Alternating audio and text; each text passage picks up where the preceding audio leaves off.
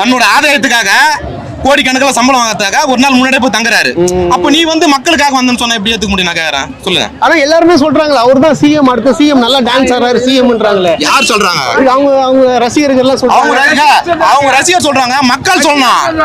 ரசிகர் சொல்லுவாங்க. ஒரு ரசிகர் கேக்குறாங்க, உங்க தலைவர் எத்தனை தொகுதியில் ஜெயிப்பாரு? எங்க தலைவர் 269 தொகுதியில் ஜெயிச்சிருவாரு சொல்றான். இன்னொருத்தனை கேக்குறான், அவங்க எத்தனை தொகுதியில் ஜெயிச்சு முதலமைச்சர் உங்க தலைவர்? அதெல்லாம் ஜெயிச்சிருவாங்க, அதெல்லாம் ஜெயிச்சிருவாங்க. எத்தனை தொகுதியில்?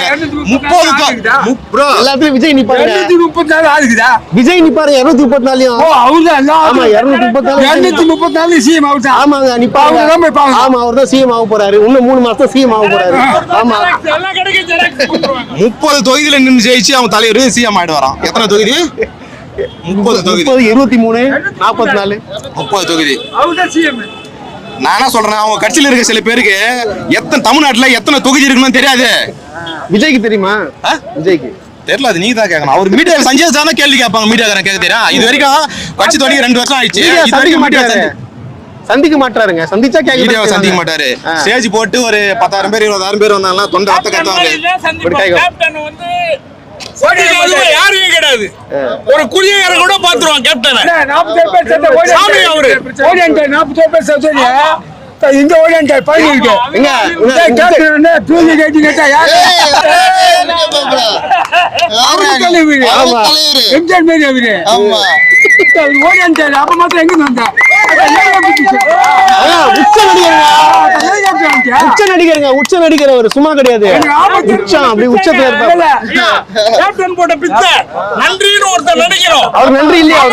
நன்றின்னு நினைக்கிறோம். சும்மா வீட்டுல இருக்கக்கூடாது. கேப்டன் இல்லன்னா நீங்க விஜய்னு ஒருத்தன் கிடையாது.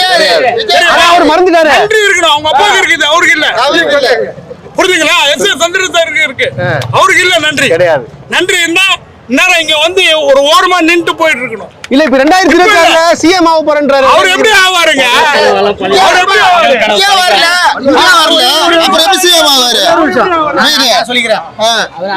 ஏடிஎம்கேல வந்து 66,000 பூத் கமிட்டி போட்டாங்க. ஏடிஎம்கேல வந்து 66,000 பூத் கமிட்டி போட்டாங்க. டிஎம்கேல வந்து 65,000 பூத் கமிட்டி போட்டாங்க. எங்க இதுல வந்து 36,000 பூத் கமிட்டி போட்டாங்க. அவனால ஒரு பூத் கமிட்டி போட சொல்றாங்க. பூத் கமிட்டி முடியாது.